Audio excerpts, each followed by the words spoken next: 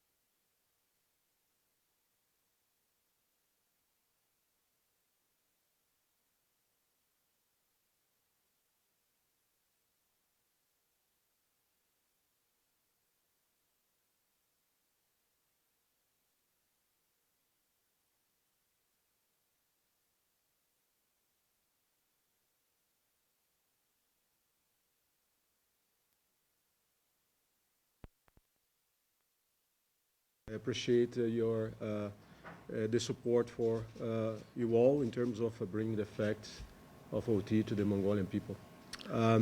But before we start really the update of the third quarter of 2019, I would like really to invite all of us really to look at the safety share. За өнөөдрийн хэвлийн уралд хүрэлцэн ирс хэвлийнхэнд өнөөдрийн мэндийг хүргэе. Оюутлогын мэдээлэл, оюутлогын сүүлийн танилцуулгыг олон нийтэд хүргэх гээд бид өхөнтэй хамтран ажилладаг та бүхэндээ талархал илэрхийлье. Тэгээ хэвлийн урлагийнхаа эхэнд аюулгүй ажиллагааны зөвлөмжтэй танилцъя.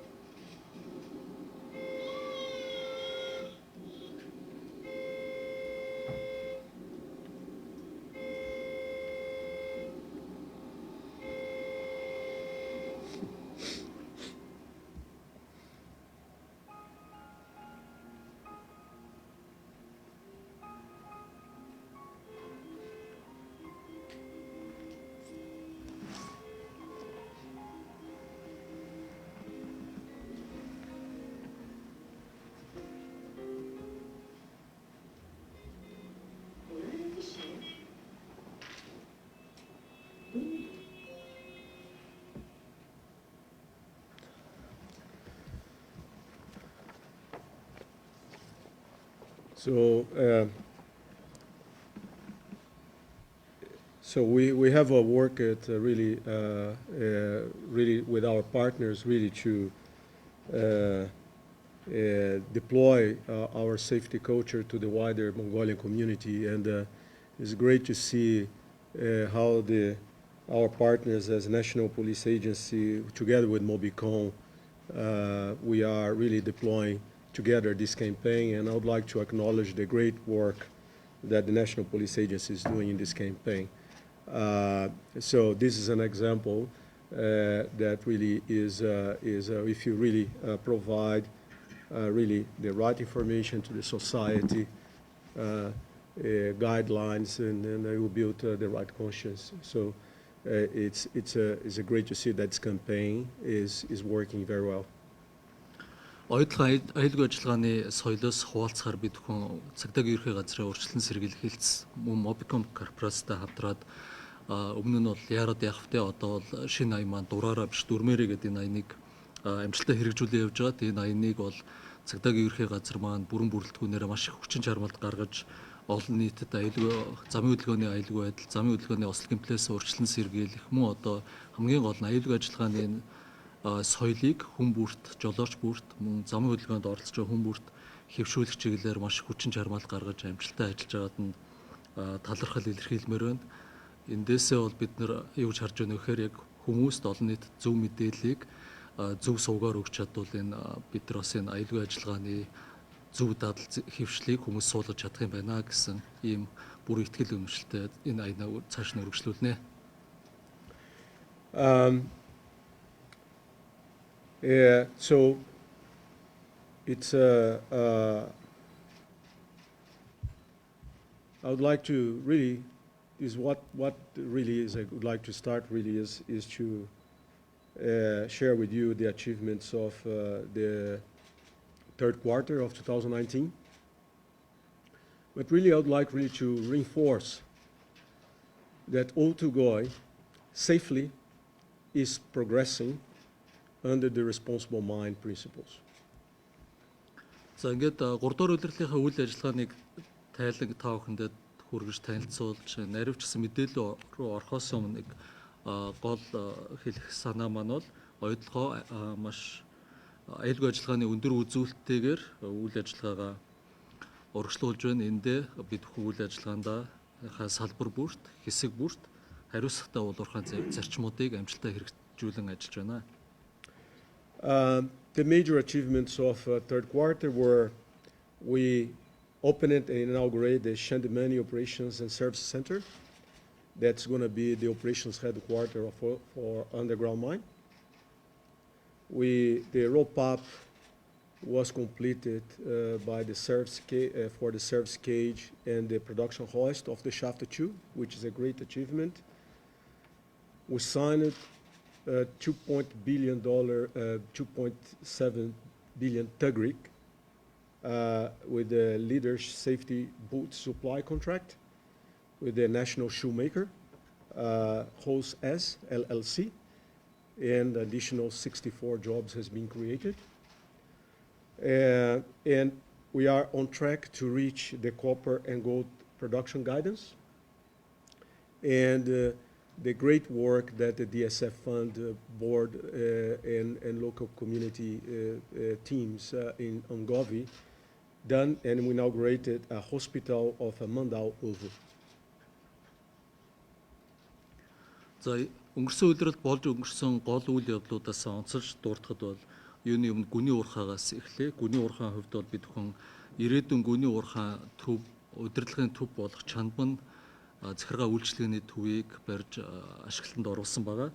За үүний зэрэгцээ үйлдвэрлэлийн болон үйлчлэгээний зориулалтаа өргүүрийн ган татлаг оосруудыг бол амжилттай угсарч дуусгасан байна. За хангамж худалдаа авалт хамтын ажиллагааны чиглэлээр бол дотоодын үйлдвэрлэгч компани бол Хосаз компанитай сайн чанарын хөдөлмөр хамгааллын гутал нийлүүлэх 2.7 тэрбумын өртөгтэй гэрээг байгуулсан байгаа. Мөн одоо ханган нийлүүлэлтийн чиглэлээр шинэ гэрээ байгуулснаар 64 ажлын байрыг шинээр бий болгосон амжилттай байна. Үйлдвэрлэлийн хувьд бол энэ жилийнхээ зис алтны үйлдвэрлэлийг биелүүлэх төлөвлөгөө маань хэвээр хадгалагдж байна. орон нутгийн хамтын ажиллагааны чиглэлээр говийн оюун сангийн хөгжлийг дэмжих сангийн үйл ажиллагаа амжилттай үргэлжилж байна. Өнгөрсөн улирлд бол бид хүн мандал овоо суманд хүн имлэгийг барьж дуусган ашиглалтанд хүлээлт өгсөн байгаа. Let's start with the operational performance. And of course start with safety, which is our most important value. In the third quarter, our all injury frequency rate reached the result of 0.18, which is a strong safety performance, but we need to continue to work to be alert, to drive our workforce, to apply the safest methods, and ensure that our leaders are visible on the shop floor, really coaching, guiding our people really to do their work safe. Safety really always continues to be a priority for us, and it's very important to get the commitments of our leaders, our contractors, and our workers to maintain this performance, maintain and improve this performance. За үндсэн үйлдвэрлэл үйл ажиллагааныхаа танилцуулга руу оръё. Тэгээ мэдээж бид бүхний хамгийн чухал үйл зүйл болох аюулгүй ажиллагаанаас ягш тавхан танилцуулга хүргэе.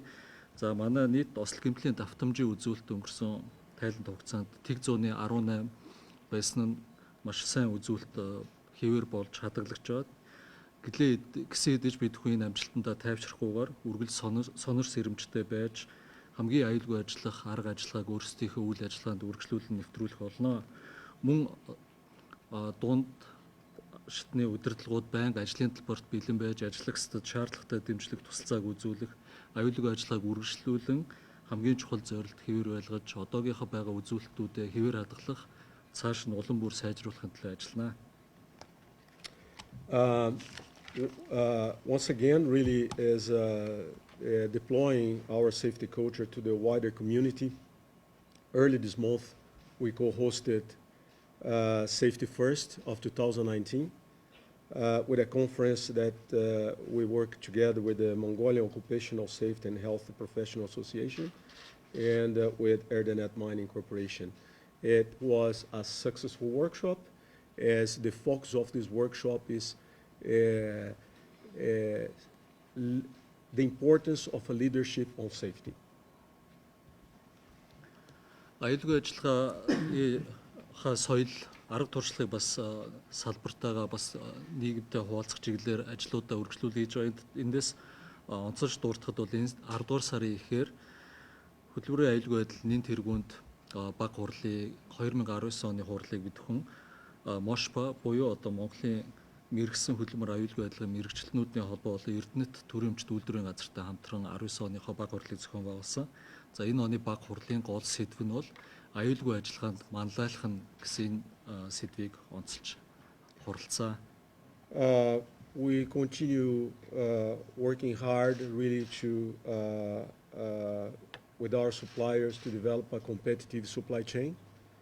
And in the third quarter, we collaborated with more than 700 suppliers, where 524 suppliers were Mongolian business.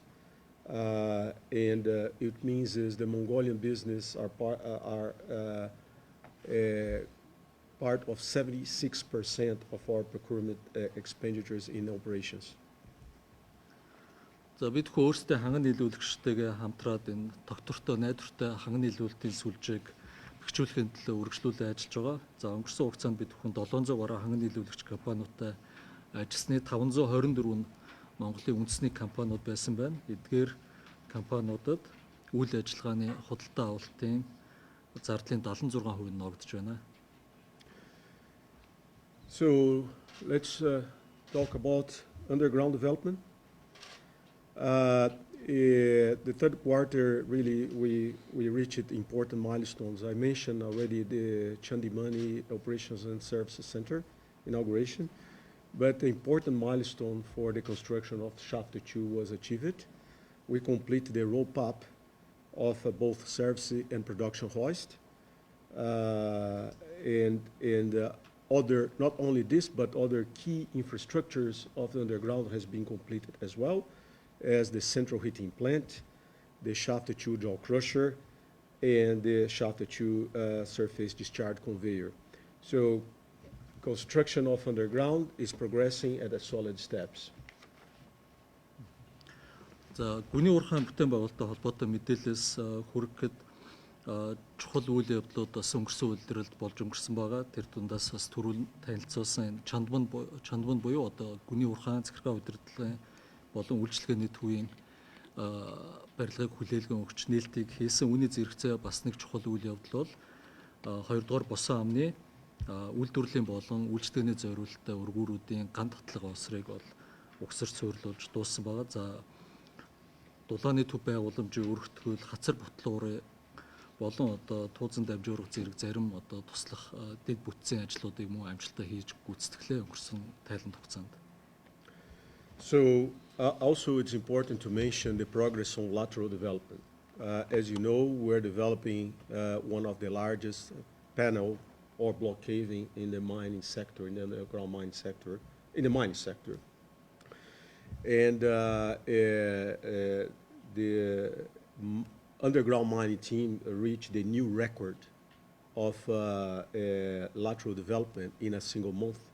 We reached 1385 equivalent meters in a month, which is a great progress and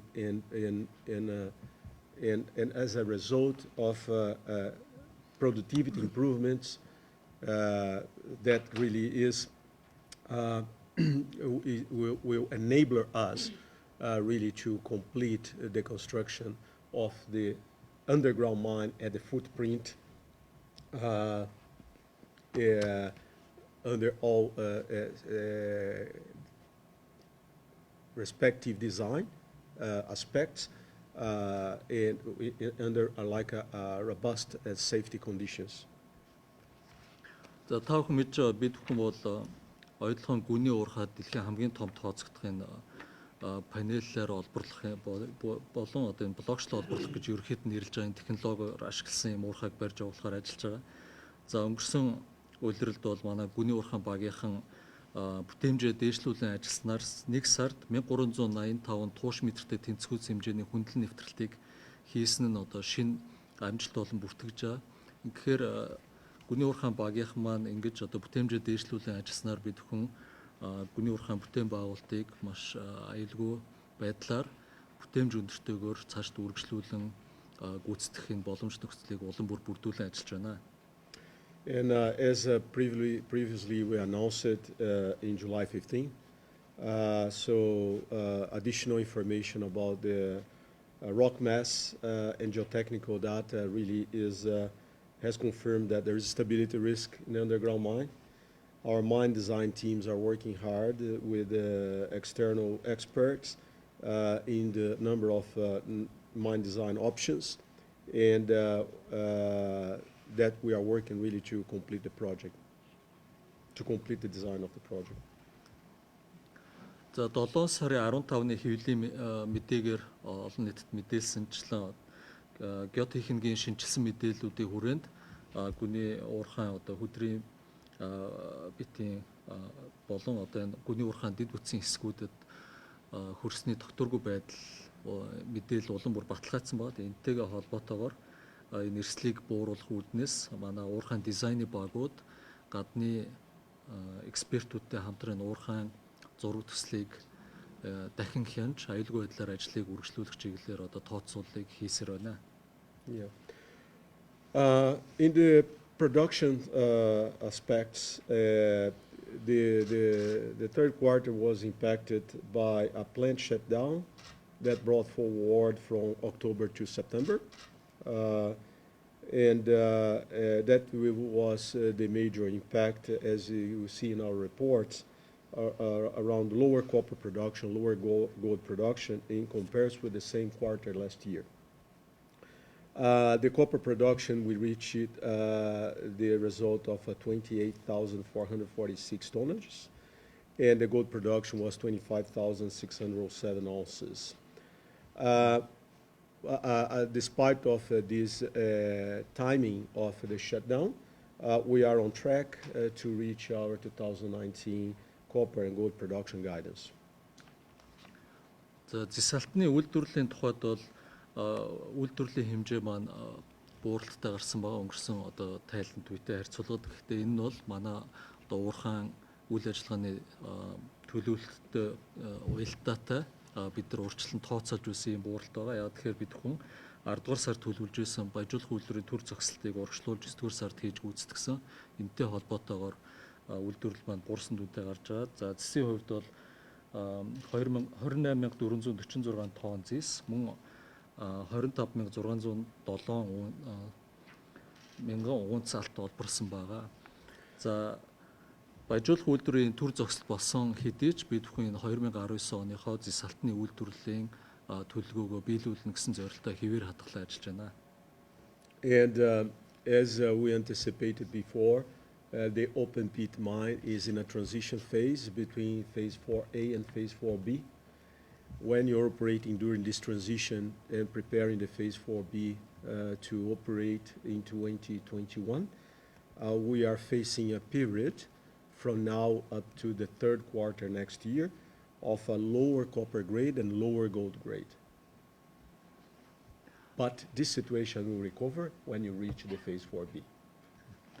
За илуурхан үйлдвэрлэлийн тухайд бол бид хүн одоо уурхайхаа төлөвлөлтийн дагуу 4А хэсгээс 4B хэсэг рүү олборлолтоо шилжүүлэхээр бэлтгэл ажил маань үргэлжилж байгаа. 4B хэсгийг бол 2021 оноос эхэлж ашиглаж эхэлнэ. За энэтэй холбоотойгоор бол эх оны 3 дугаар улирал хүртэл бол зэс алтны агуулмж бол буурна гэдэг үдний урьдчилсан анхны бол тооцоолууд байж байгаа. Энэтэй холбоотойгоор зэс алтны гарц маань бол буурна. Гэхдээ 21 онд 4B хэсгийг ашиглаж ихснээр зэс алтны гарц маань буцаад өснө гэсэн тооцоололт байна. So the total copper and gold production year to date respectively is copper is 113,400 tonnages and gold is 217,500 ounces year to date, cumulative on the year. And we remain on track, as I mentioned, really to reach the copper production on guidance of between 125,000 to 155,000 tonnages of copper. And gold, we are up to 130,000 ounces. За зэс алтны үйлдвэрлэл маань та бүхэнд хэлсэнчлэн бол энэ оныхоо зорилтыг биелүүлэх энэ төвшөнд хэвээр хадгалагдж байгаа. За эхний 3 улирлын байдлаар бол 113,400 тонн зэс, мөн одоо 217,500 унц алт олборлсон. За 19 онд бид бүхэн бол 125-аас 155,000 тонн зэс, 230,000 унц хүртэл алт үйлдвэрлэх төлөвлөгөөтэй байгаа. Энэ төлөвлөгөө маань бол хэвээр хадгалагдж байна. And also OT is on track to complete the year within our annual budget, operational budget and capital development budget. За мөн одоо бид бүхэн 2019 оны үед бол үйлдвэрлэлийн болон гүний уурхайн бүтээн байгуулалтын хүрээнд бол батлагдсан төсвийнхөө хүрээнд ажиллах ийм тооцоо төлөвлөгөөтэй байна. So this is a business summary. And now I will hand over for the OT managers really to provide you more details in our critical areas of OT. За миний зүгээс хийх гол танилцуулга маань ингээд өндөрлж байна. Одоо ингээд хариуцсан менежерүүдийг би бас өөрсдийгөө хариуцсан чухал салбаруудын өрөөнд та бүхэнд мэдээлэл өгөх урьж байна. Ингээд аюулгүй ажиллагаанаас эхлэв.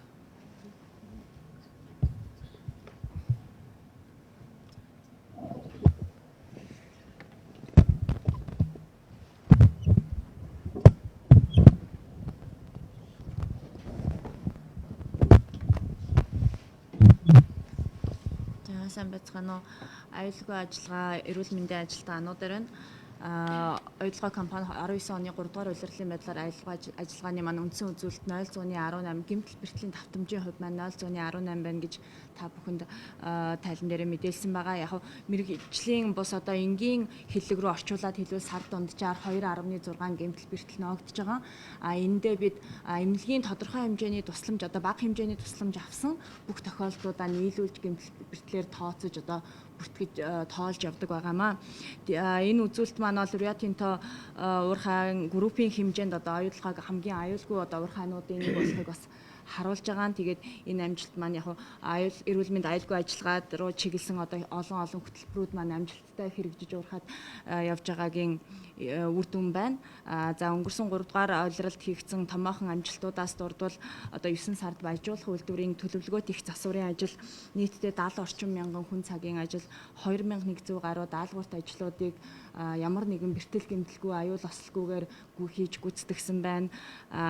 Хөдөлмөрийн аюулгүй байдлын соёлыг одоо байгууллагын хэмжээнд бий болгохоос гадна үүн дээр хамтын ажиллагааг бэхжүүлэх тал дээр бид одоо үргэлж анхаарч хичээж ажилладаг. Энэ хүчин одоо чармайлтын маань хүрээнд жишээ нь нэн төрөнд одоо хөдөлмөрийн аюулгүй байдалтай баг хурлыг зохион байгуулж үүнд маань төрийн болон хувийн хөвшлийн 200 гаруй байгууллагуудын 400 гаруй төлөөлөл оролцож одоо нэгэн дээврийн орчуулж өөрсдийнхээ салбарын тулгамдсан асуудлуудыг болоод хитийн чиг хандлагаа хилэлцсэн үйл явдал болсон. За мөн өмнө Говь аймагт зохион байгуулагдсан Хамбог цум зохион байгуулагдсан оюутлага нээлттэй удирдлагын үеэр Хамбог цумын 2 дугаар сургуультай харилцан ойлголцлын санамж жижиг гарын үсэг зурж үүний үр дүнд одоо галын аюулгүй байдал, ахуйн аюулгүй байдал болон эрүүл мэнд байгаль орчинтой холбоотой сэдвүүдээр сургалт таниулах одоо мэдээлэл таниулах ажиллагаа зохион байгуулахаар болсон байна. За ажилчдынхаа хөдөлмөрийн аюулгүй байдлыг хангахаас гадна эрүүл мэндийн ноцтой эрсдлүүдийг хянах томоохон засварын ажлын үеэр одоо халууны үйлчлэл, дуу шуугаантай орчинд ажиллах болон алжаал ядаргаанд өртгөөс одоо сэргийлэх зэргээр эрүүл мэндийн бусад хөтөлбөрүүдийг мөн давхар хэрэгжүүлж ажиллаж байна. За баярлалаа. Дараагийн мэдээллийг байгаль орчны менежер Эрдэнэ Баяр хүргэхээр байна.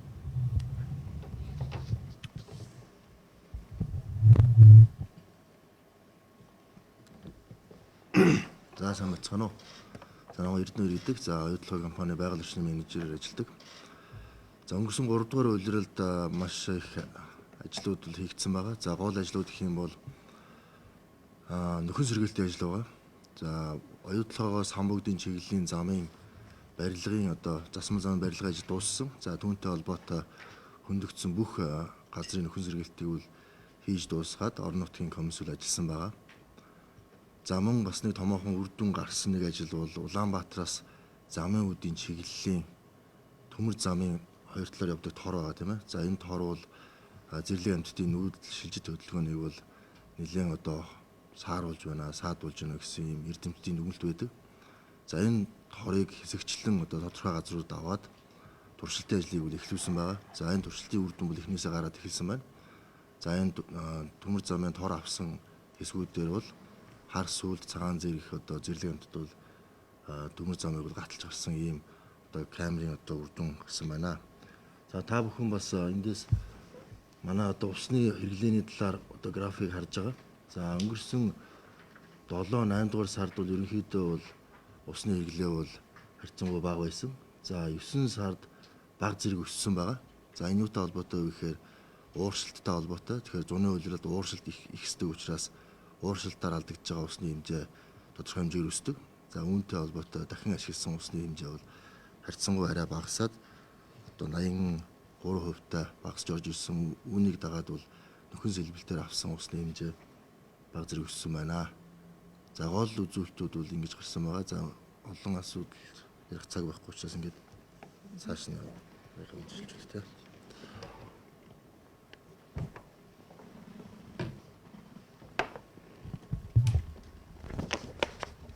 За сайн байцгаана уу. Бүжин боловсон өвчин бүтэц зохион байгуулалтын эхлэлд ажилладаг. За та бүхэн мэдж байгаа энэ том бүтээн байгуулалт дэлхийн хэмжээний уурхай маань монголчуудын одоо хүч хөдөлмөр авиасаар бүтэж ингэж явж байгаа. Тэгээд нийт ажилтны маань 93% нь монгол хүмүүс байна. За тэгээд энэ дотроо Өмнө Говь аймгийн иргэд бол 23%-ийг эзэлж байгаа. За өнгөрсөн одоо тайлант хугацаанд нийтдээ 497,451 хүн цагийн сургалтыг одоо бүх ажил хийж байгаа хүмүүстэй гэрээт байгууллагын ажилтнуудаа бид нэр явуулсан байна. За тэгээд энэ аюулгүй ажиллагаагаа одоо байнга хангах, дээрээс нь бүтээн хэмжээ дээшлүүлэхэд одоо ажилтнуудын маань тасралтгүй сургалт хамгийн чухал байдаг.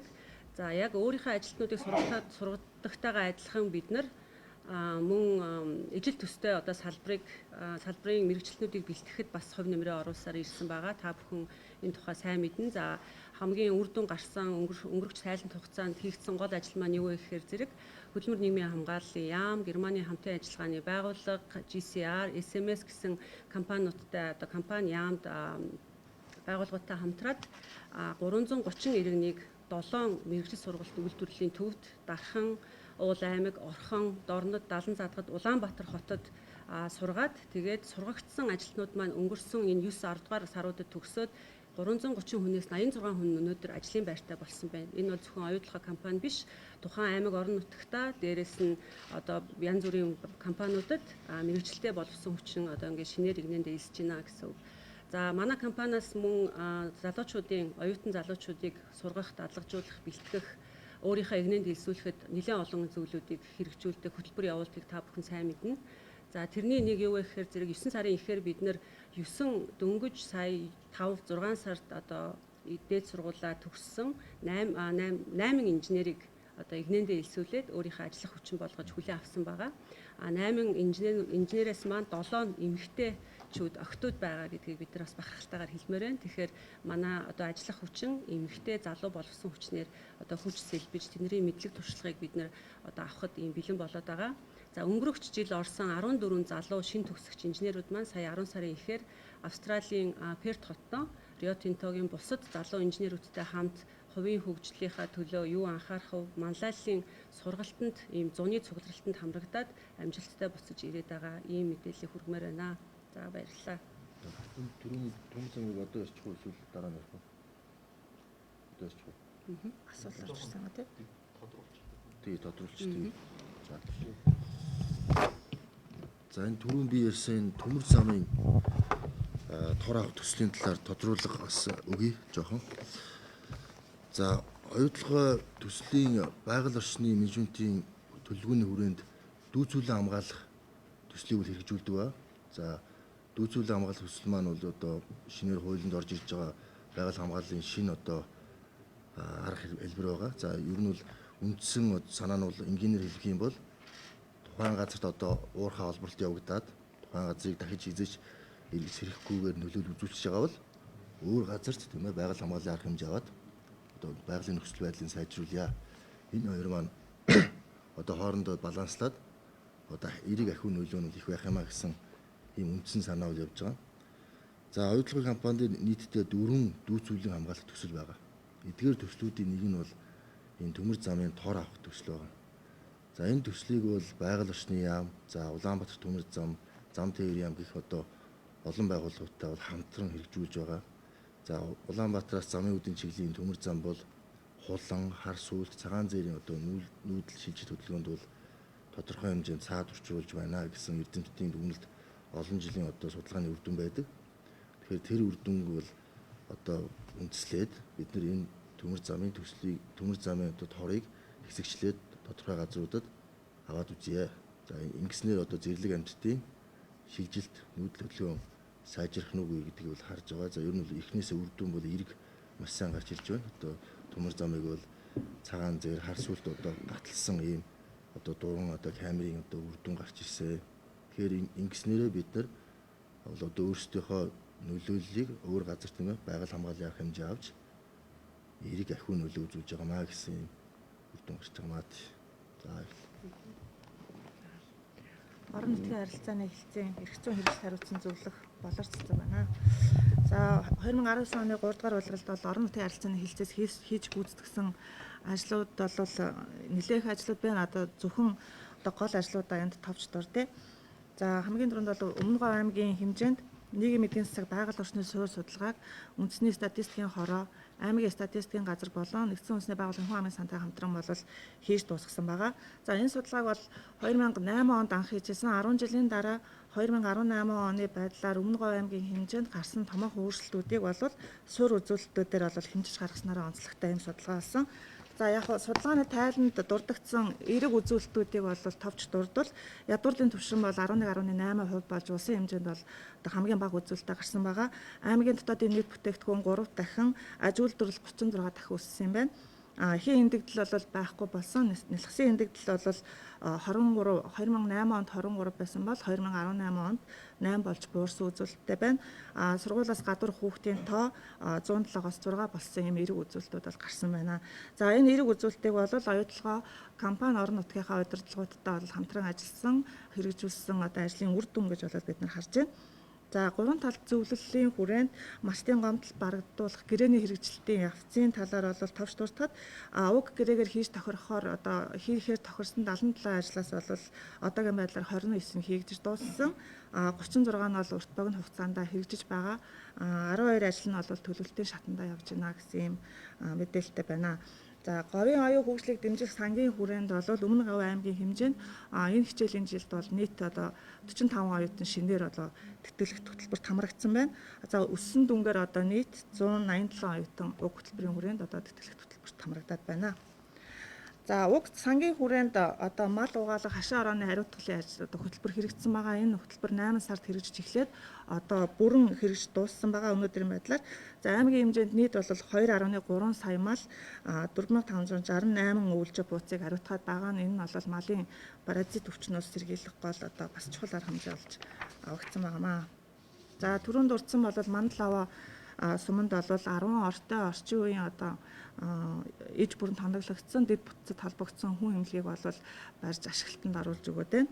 Мөн одоо Өмнө Говь аймгийн эмэгтэйчүүд залуучууд эрүүл мэндийг одоо дэмжих хөтөлбөрийг нэгдсэн үндэсний байгууллагын одоо хүн амын сан, хүүхдийн сан, нэгдсэн дэлхийн эрүүл мэндийн байгууллага зэрэг одоо олон улсын байгууллагуудтай хамтран уг хөтөлбөрийг бол хэрэгжүүлж байна. Уг хөтөлбөрийн хүрээнд одоо нарийн мэргэжлийн шаардлагатай сургалтуудыг бол шат дараатаагаар зохион байгуулж байна. Шаардлагатай тоног төхөөрөмжүүдийг бол нийлүүлж байна гэсэн ийм одоо ажлууд хийгдэж байна.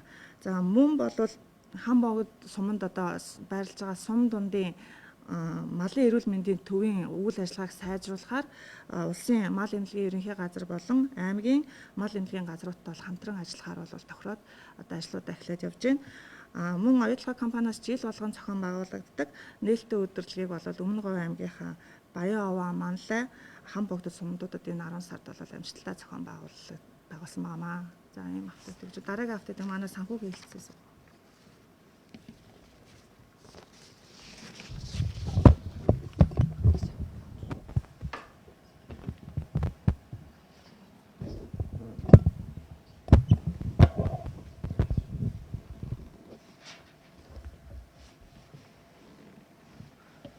Сайн байна уу? Намайг Бямсран гэдэг өнөөдрийн санхүүгийн хэлцийг төлөөлөн та бүхэнд санхүүгийн хэлцтэй холбоотой гардаг тодорхой тайлангуудын талаар мэдээлэл өгнө.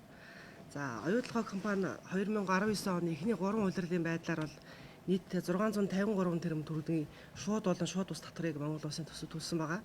За, үүний дотор бол дотоодын ханган нийлүүлэгчдэд төлсөн нэмэгдсэн үртгэн албан татвар бол 227 тэрбум буюу 85 сая Америк долларыг эзэлж байна. За үүнчлэн 2010-аас одоо та бүхэнд харж байгаа шиг 2010-аас 19 оны хооронд одоо нийтдээ 2.5 тэрбум доллар буюу 4.9 их найд төгрөгийг татварыг одоо төлсөн байна. Оюутлогын компани бол нийт 15 төрлийн татвар төлбөр хураамжуудыг одоо Монгол улсын төсөвт төлдөг байгаа. За энэ тоо мэдээлэлээс одоо хамгийн их өндөр төлсөн нь бол одоо засгийн бажимлын олборлсон худалдсан борлуулсны дагуу ашигт малтмалын тухай хуулийн дагуу төлдөг ашигт малтмалын нөөц ашигласан төлбөр байгаа. За энэ төлбөрийн дунд бол 446 сая доллар буюу 952 тэрбум төгрөг байна. За энэ дотор мөн 4.9 их найд төгрөг дотор бол бас дотоодын үндэсний ханган нийлүүлэгчдэд төлсөн 1.3 их найд төгрөгийн нэмэгдсэн үртгэн албан татвар багтаж байгаа юм. За энэ дээрх хугацаанд бол Өмнө Говь аймаг болон хам богд сумын орон нутгийн төсөвт оюутлогын компани нэлээдгүй хувь хэмжээг нэмрэг оруулдаг байгаа. За нийт төлсөн татварын хэмжээ бол 2010-аас 19 онуудад 153 сая доллар буюу 314 тэрбум төгрөгийг Өмнө Говь аймаг болон хам богд сумын орон нутгийн төсөвт төлсөн байна. За жилээс жилд уурхай өргөжхийн хэмжээгээр бол төлөх татварын төрөл болон төлөх татварын хэмжээ бол нэмэгцээр байгаа. За үүнд ялангуяа үл хөдлөх одоо газар, ус, зам, түгээмэл тархац гадаа ил сайраг ашигласны төлбөрүүд тэгээ ат машины албан татвар гэх мэт одоо татварууд бол жилээс жилд нэмэгдэж байна.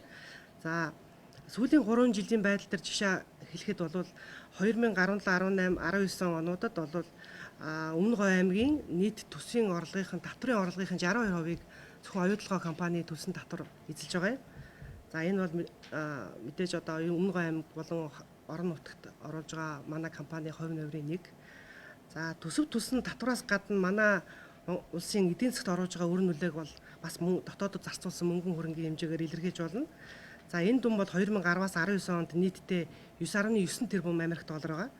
За 9.9 тэрбум Америк долларыг бол шууд буюу одоо Монгол улсад төлбөр тооцоог үндэсний мөнгөнд тэмдэгтээр гүйцэтгэх тухай Монгол улсын хууль байгаа. За тухайн хуульд бол бараа ажил үйлчилгээний үнийг Монгол улсын нутаг дэвсгэр дээр төлсөн тохиолдолд зөвхөн үндэсний мөнгөнд тэмдэгтээр илэрхийлж төлнө гэж одоо заасан байдаг. Үүний дагуу энэ 9.9 тэрбум долларыг бол Монголын банкудад одоо хилцэл хийн арилжах замаар төвөргч шилжүүлээд шууд одоо зарцуулсан гэсэн үг. Энэ зарцуулсан дүнгээс одоо харахад 75% нь шууд үндэсний ханган нийлүүлэгч аж ахуйн нэгж компаниуд. За 19% нь бүх төрлийн онтор шууд болон шууд бус татвар даатгал хураамжид, 6% нь бол цалин хэлбэрээ төлбөр тооцооны эргэлтэнд Монгол улсын нутаг дэвсгэр орсон гэсэн үг юм аа. За дараагийн мэдээ манай хангамжийн хэлцээ ажилтан.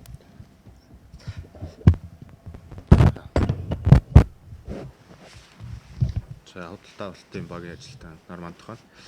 За 2019 оны 3 дугаар улирлын байдлаар худалдаа авалттай холбоотой зарим нэг онцлог одоо мэдээллийг та бүхэндээ танилцуулъя.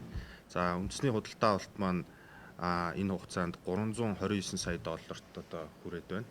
За энэ нь болохоор 2010 оноос хойш одоо 19 оны 3 дугаар улирыг дуусгах хүртэл нийт одоо худалдаа авалтын дүн маань бол 3 тэрбум долларт ингээд хүрсэн байна. За нийт түрүүн манай Армандо захирал хэлсэн байгаа. Нийт 764 ханган нийлүүлэгчтэй бид энэ хугацаанд ажилласан байна. За үүнээс 524 үндэсний ханган нийлүүлэгч байгаа. За энэ дотроо Өмнө Говь аймгийн бас 82 ингээ ханган нийлүүлэгчтэй бид нар хамтарч ажилласан байна. За Өмнө Говь аймгийн худалдаа авалтын хувьд бид нэр энэ оны 3 дугаар улирлын байдлаар 108 сая $, худалдаа авалт хийнэ гэж төлөвлөсөн байсан бол одоогоор бол 110 сая $-т хүрсэн ингээд дагуулan биелүүлсэн амжилттай явж байна. За мөн Монголд үйлдвэрлүүлгээд стратегийг бид нар өнгөрсөн 2017 оноос хойш ингээд хэрэгжүүлээд явж байгаа. Бас энэ одоо стратеги худалдаа авалтын чиглэлийн хүрээнд бид нар бас үйлдвэрлэлийг дэмжих одоо нэмэн үртгийг одоо бий болгох одоо ийм худалдаа авалтын үйл ажиллагаануудыг төслийг хэрэгжүүлээд явж байгаа. За түрүүн дурдсанчлан манайх энэ жил Хосааз компанитай ажлын гутал үйлдвэрлэл нийлүүлэх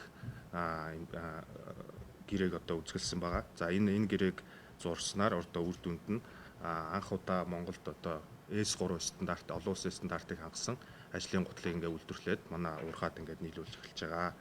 За мөн Өмнө Говь аймгийн худалдаа авалтыг дэмжих ажлын хүрээнд бас манлайс өмнөд анх удаага 2 одоо үйлдвэр нэгдсэн байгаа. За энэ нь болохоор хөдөлмөр хамгааллын хэрэгсэл оёж нийлүүлэх болон одоо баяжмлын даацын шуудааг оёж нийлүүлэх ийм 2 чиглэлийн үйлдвэр нэгдсэн байгаа.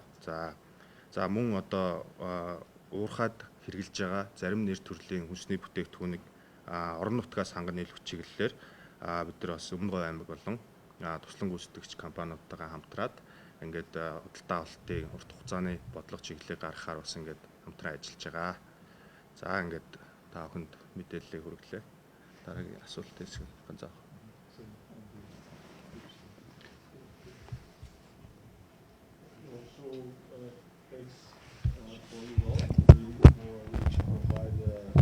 Update about what we're developing, what is going to be the third largest copper mine in the world, and of course, really we'll put OT in the top of the mining sector, and so it's a fantastic project, great development, huge impact in Mongolian economy, and how we're delivering these under the responsible mining principles, and really developing a business where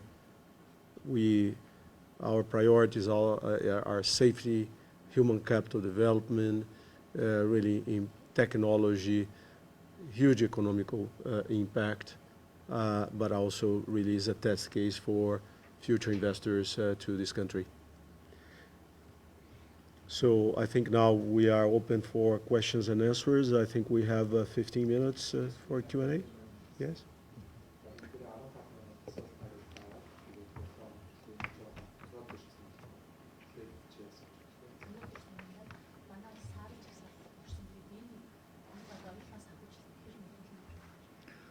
there be any impact on the financing in terms of in relations to the FATF gray listing that was recently officiated? As I'm aware, no, because our project finance is well structured already, is supported and guaranteed by Rio Tinto. But of course, we are working in the supplement debt because our project finance is from $5.3 billion originally. We reached 4.4 billion, so we needed to work in the supplement debt. But there's no indications at this point that we will have a problem. But of course, when the shareholders reach an agreement, what is going to be the next steps for the supplement debt, we may really test the market, but up to now should not impact as with the conditions information we have. За өнөөдрийн байдлаар бол оюутлогын төслийн санхүүжилтэнд ямар нэгэн байдлаар сарлж гсалтай холбоотойгоор нөлөө учрааг байгаа. Яа тэгэхээр манай оюутлогын гүний уурхайн төслийн санхүүжилт маань бол өөрөө Rio Tinto-гоос баталгаажсан олон улсын санхүүгийн корпорациудтай тохирсон энэ бүтэц санхүүжилтийн зарчмуудын дагуу явагдаж байгаа учраас хэвийн үргэлжилж байна. Энд дээр нэг зүйлийг тодруулахад бол гүний уурхайн төслийн нийт зардал маань 5.3 тэрбум ам долларын өртөгтэйгээр батлагдсан байдаг.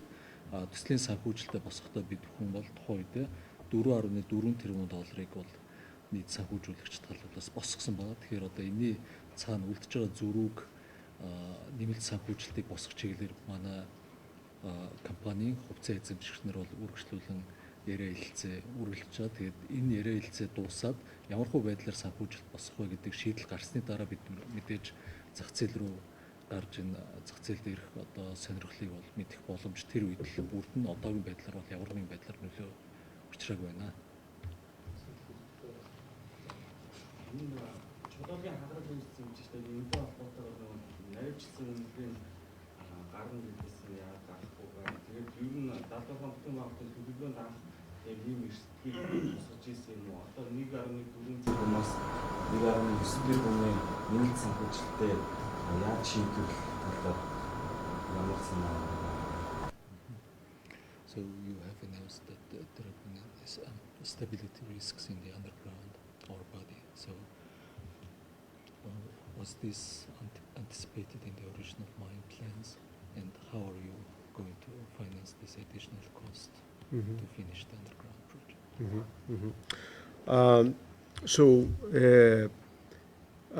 Sorry, the timing of the final definite estimate. Yeah. Okay. Good. No, thank you. It's an important question. It's very difficult to predict the ground conditions when you do vertical drilling, and when you develop your feasibility study and the models and design. So as when you reach it, the depth of the underground development, and now as we're developing the footprint, where we're reaching really the ore body, and we do lateral drilling, that we have identified geotechnical faults, major geotechnical faults that with vertical drilling was not possible to really detect.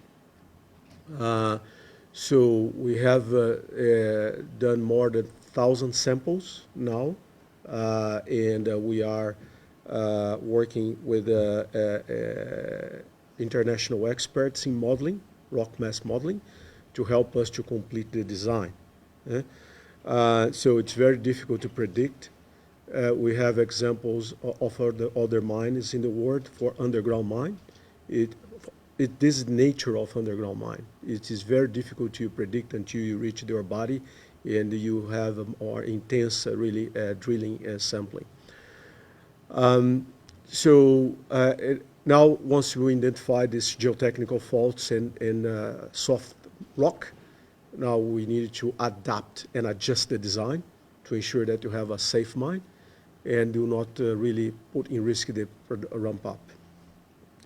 So all this work is in progress as we speak, and we are expecting to complete the definitive estimate by the second half of 2020. Related with funding, it's a shareholder matter, so shareholders are starting really to discuss really is how we are going to access a fund really to complete the project.